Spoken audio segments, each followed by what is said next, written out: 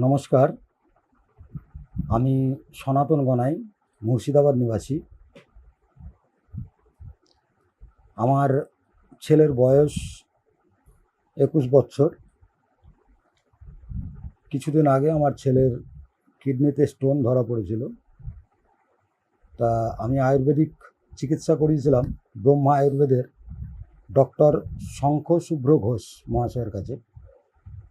সেখানে নিয়মিত 2 মাস চিকিৎসা করার পরে সেই স্টোন একদম সম্পূর্ণভাবে ক্লিয়ার হয়ে গেছে। আমি ধন্যবাদ জানাই ডক্টর শঙ্খ শুভ্র ঘোষ মহাশয়কে এবং ব্রহ্মা আয়ুর্বেদকে।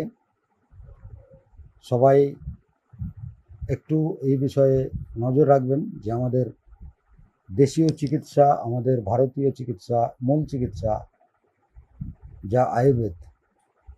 নমস্কার।